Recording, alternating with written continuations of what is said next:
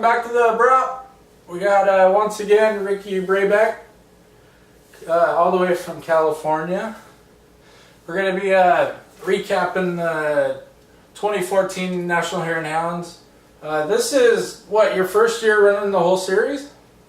Yeah, my first year running the whole series. I've recently raced a couple rounds here and there, but this is my first year going to every single round. So far, you're having great results. I mean, you're staying consistent, top 5. First round, we talked about it a little bit, you know, before the series started, and I knew, you know, Best in the Desert series, you're really fast and consistent there. And I was thinking, well, there's a little bit more technical stuff, you know, but I know you grew up there, so I mean, you came out and put an exclamation mark on, you know, what you want to be and where you want to be up front. Yeah, you know, yeah, Best in the Desert's more, I guess you would say fire roads, more wide open.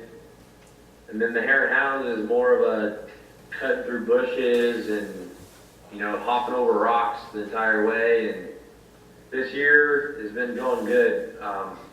I've done a few National Hare and Hounds like in the past years, but this is my first year, you know, doing all of them. And you know, the first round I was nervous going in. I was actually open for top 10, and then I ended up running second, third all day, battling with Gary Sutherland and Nick Burson and Justin Morrow. And then, you know, I was just pushing a little bit too hard, getting impatient, and ripped my front brake caliper right off. And then from there, the race kind of went downhill, and I ended up 5th overall, which was my best national finish. So that's not too bad with a brake caliper that you stuffed behind your front number plate and couldn't ride with the, you know, front brake or anything. Wasn't it like really technical on that second half of the event where you probably needed that? Yeah, from seriously like mile 8 or 10 or somewhere between there, the whole race was just single track go trails through the craziest rocks, and my caliper got ripped off like 10 miles out of the pits, so on loop 2, and then, you know, I tried to work with it and shove it some places and try to ride with it, but behind the number plate was definitely the better spot for it, and I just kept riding with it there, and then eventually broke my rear brake pedal off, so I was kind of have no brakes for the last 15 miles of the race, and that was just a mess. Were you thinking, what the heck's going on? Like, you're running top 5, you're doing pretty good. You gotta mentally be like kind of drained from that. You're like, oh man, the front brake's not working. I'm trying to battle with these guys. Now all of a sudden you break the rear brakes, and you're like, what the heck's going on now? Yeah, it was a bummer, but the whole second loop, I kind of knew where I was at with like the gaps of the riders and where the finish was. So after my front brake broke off, I knew that I was about halfway down loop 2, and then when my rear brake broke off, I was able to see like the pit, the camp where everyone was camping, which was where the finish was. So I was aware of how much further I had to go, so I just told myself to hang on and just be patient the rest of the way and get to the finish line. So I got past. When my brakes broke, I was in second, and I got bagged by Justin and then Nick Burson, and then, man, like 3 miles from the finish, friggin' Axel Pearson got me in the rocks because I had no brakes, and he just passed me. And once he passed me, I knew there was no one coming, so yeah, I just took it easy and finished. He's been going pretty good, Axel. Yeah. Yeah, I mean, he's right there. He's like little by little, you know. Yeah, you're running with you guys. Getting better each race. So, you're running the 13, your personal bike for the Hare and Hounds. I have a 13. I love the air forks on it. I mean, I love the bike, period, with the Cowie. Have you done any bike setups between round 1 and 2? Like, did you learn from round 1, okay, I need to be patient, I need to do this with my bike, or I need to do that to prepare yourself for round 2 of the Hare Hounds? Well, for the Hare Hounds, I have a deal with Bob Bell at Precision Concepts and Scott at THR. They're supplying me with a bike for the Hare Hounds, which is a 2011 KX450. Okay. And the 2013 behind me is my personal bike that I ride on a daily basis. The Air Forks and the 2011. I don't prefer the Air Forks in the desert, just because they don't. To me, it feels like the front doesn't stick as good as the oil forks. Okay. The Air Forks on a track or like a Grand Prix, they work. I think they work good. They're awesome, you know. Yeah. But for the desert, I don't prefer the Air Forks. Because I saw, I was actually looking in a magazine or I was online, and I looked at your results for the best in the desert and had a picture of you. And I looked at the bike and I was like, that's an 11, because I had one. And it just kind of threw me for a loop, you know, like most guys you would think are on a modern bike. But it's nice to see that, you know, in my opinion, the 11s were great bikes. I mean, with the conventional forks, the motors were really smooth. Fuel injection was great. It's a great bike. Yeah, because I ride both bikes. My 13 compared to an 11 feels a little bit more crammed. Like the positioning of like the pegs and the bars and all that, and I know you can adjust everything. Yeah. On the 13s, I feel a little bit more crammed to where on a 11, I feel real like spread out, like sitting down with my feet on the pegs. My legs feel a little bit further away from my seat, and like that being said, like when you stand up, it just like your legs are more of a straighter position. So You're a big dude. Yeah. So that helps out then. Definitely helps out in the valleys. Yeah.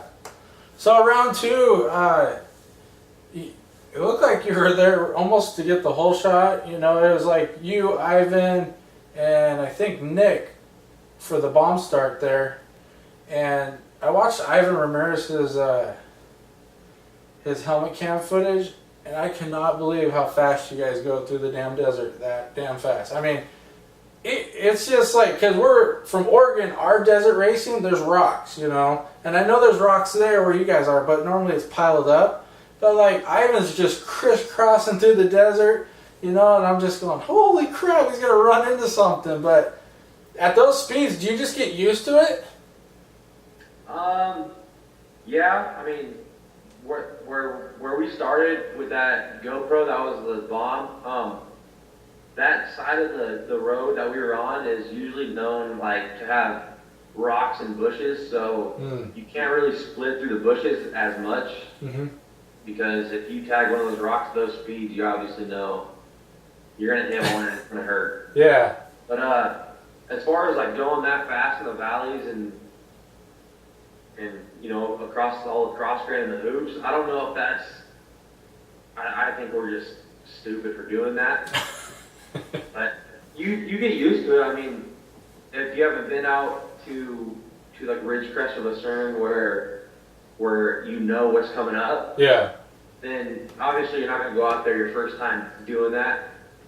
So just like any other race, you know, the more you do it, the more times you go out to the desert where the races are, you start learning like how to react at certain times, like when a road crossing is coming up, when you're doing 90 across the valley. Yeah, you get more comfortable. Yeah, you get comfortable. I don't know. I think we're just stupid. So, on that note,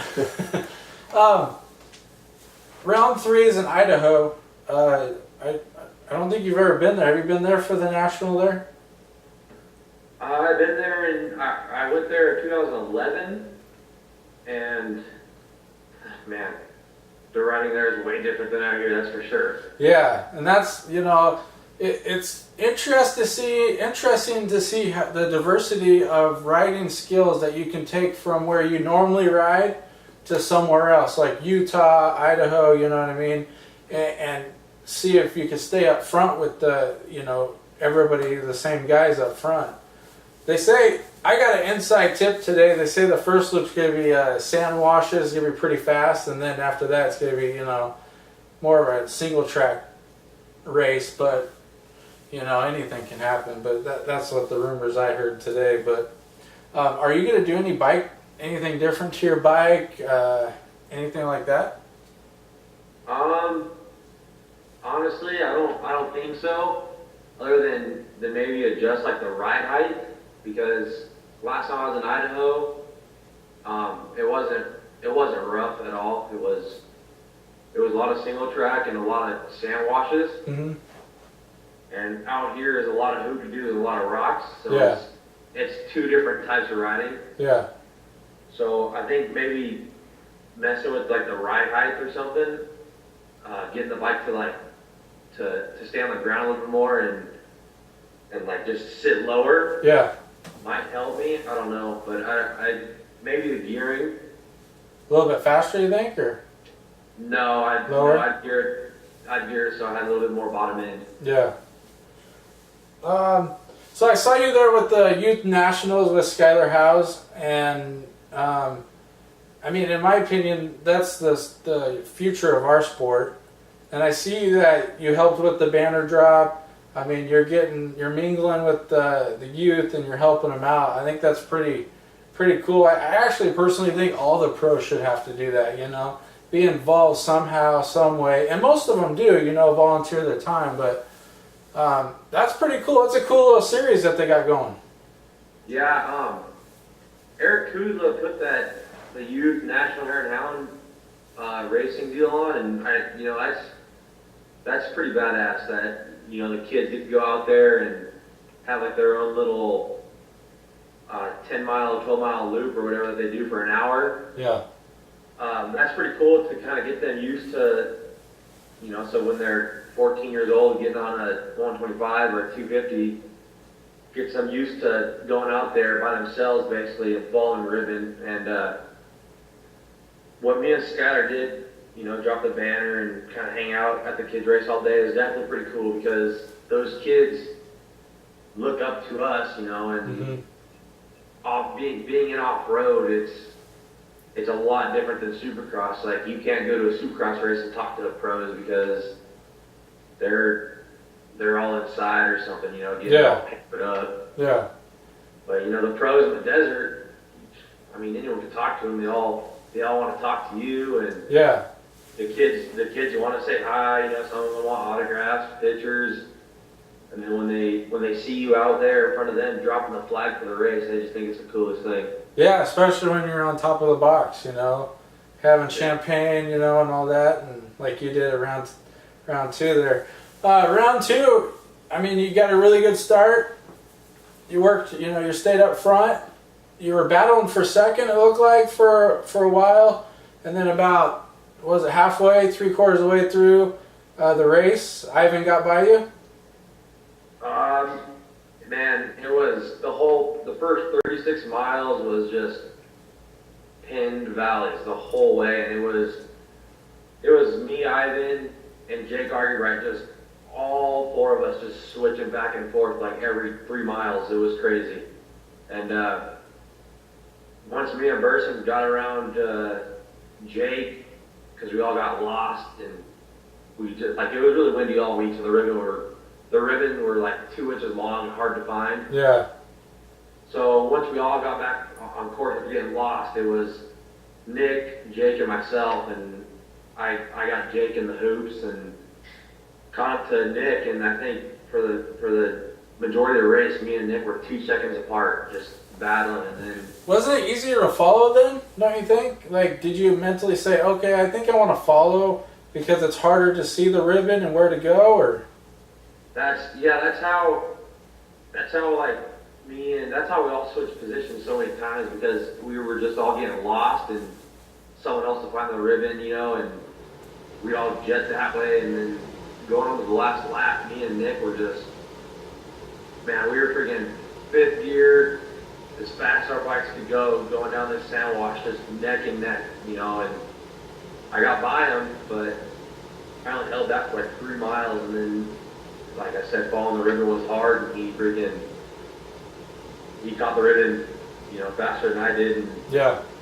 back. So Have you seen Nick? He's growing that Duck Dynasty. You know, you ever thought about doing that? Getting that ginger Duck Dynasty going? man, I can't grow a beard. I tried. I've tried a mustache and everything. Dude, it's impressive. I can't grow a mustache, so I got a tattooed mustache. Oh, that's awesome. So we were talking about the 11 to the 13. You're telling me that the 11 Cowie kind of tracks as a sled. Is that what you were saying? Yeah, I mean, just going through the valleys and through the big chalk cross grain stuff. Yeah. I mean, I don't know if it's like the geometry of the bike or if it's just the air forks or not. The 11 just feels like it wants to go straight and stay planted on the ground. Mm-hmm. And my 13 just the front wants to pop up, and it just like it's swirling. Yeah, I mean, I think that might be a little bit of air forks. I don't know. I like the 11. I think it was a little bit more it tracked a little bit better, but I'm not going at your speeds. Robbie Bell. I mean, Bob Bell has been helping you out a lot. Do you get to ride with Robbie a lot, like training or anything like that? Do you talk to him? Man, we text every once in a while, but I don't ride with them. It's not like I can't go riding with them. It's just we're just two different levels of riders. He's a real good WORCS guy, and I'm a desert guy. So it's like if we go riding together, one of us is gonna be off. Yeah. So it's not that he's not gonna go riding with me. It's just that I don't know. We kind of ride our own thing. No, that makes sense. That totally does. So Idaho, I'm gonna be looking forward to seeing you at Idaho and hopefully back on the box. What are you gonna do? I asked Skylar this last year. What are you gonna do to stay in the hunt for the championship for this season? Like health-wise, I mean, staying healthy, keeping the bikes going. I'm gonna keep training. I'm gonna train as much as I can. I mean, I'm going to school now Monday nights and Wednesday nights. Mm-hmm. So that's 2 days out of the week. I'm kind of out to do anything. Yeah. But definitely, I think getting a good start is 90% of the race. Getting out front. And well, if you get a good start, I mean, if you think about it, if you get a good start along with all the other good guys, then you're all going the same speed at the end of the start. Mm-hmm. You know, following the ribbon. Yeah. If you get a bad start, like a 2 or 3 kick start, it's very possible that those other guys are going to get a real good start, and then into the bomb, they're first and third and fifth. Yeah. And you're 20th. I mean, then you got to pick off 15 guys just to get in the top 5. I think at that point you got to mentally say, like, I mean, if you did get a bad start, you don't want to go in panic mode right away, but you got to be very aggressive passing people. And I think that's where you got to cut the line of being hurt or staying smart, but also, you know, passing people. So it's a fine line that you guys are at. You know, at that speeds, the desert, you don't know, like going to different places, you don't know what's around the corner. You know, it's difficult, I'd say. Yeah, I mean, you don't, if you get a bad start, the first thing you don't want to do is obviously panic and start riding over your head, because that'll just lead to many mistakes, you know, throughout the whole race. So like, maybe the first thing you should do is just take like a deep breath and kind of relax and just wait for your groove to kick in, and then just pick people off one by one and just have a smooth race, basically. I saw a picture that you got third, you're on top of the box, you got third at the second round, and then that night you're at home doing homework, and you got the champagne bottle, and you got your hat. It was pretty cool that, like, you know, most people would think, oh, this guy's a pro racer, but on the other hand, you got, you know, a life that you got to keep going with, and you're at home doing your homework after you know, got on top of the box. I thought that was pretty cool. Yeah, I mean, that champagne bottle, I'm definitely not getting rid of it, because that's, I mean, I think that's cooler than a trophy. Yeah. But yeah, a lot of people don't realize, you know, I'm young, so a lot of people don't realize that I have a full-time job and I do go to school. So it's, I mean, a lot of people think that, oh, I just race, and Yeah. you know, I spend a lot of money getting to where I'm at right now, whether it's me. My dad used to help me when I was, you know, in high school. He still supports me, but, you know, racing dirt bikes is pretty expensive. So when you do get on the box, it's got to be that much more, you know, feeling accomplished, you know, when you do that, because it's stuff that you know you had to do to get there. Yeah, you know, you go through a lot. You know, you think about the years before that. You think about how much you struggled, how many bike problems you had, how much money you spent. Mm-hmm. And once you finally get there, it's like, it's just a big relief, you know, like you just did it. Yeah. Well, I'm looking forward to round 3 and seeing what you got, you know, how you finish, and hopefully the number one thing, stay healthy and stay upright. So good luck, and real quick, you know, who are the people behind the scenes helping you out? Bob and parents and all them? Bob Bell, Prison Concepts, helps me out a lot.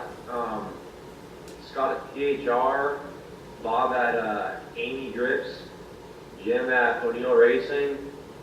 I got CD helping me, CD Boots, FMF.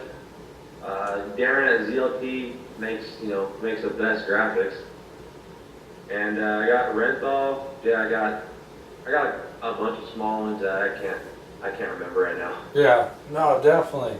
That's cool that everybody's helping you out. So, all right, bud, good luck. We'll see you, well, I'll be talking to you hopefully after the next round.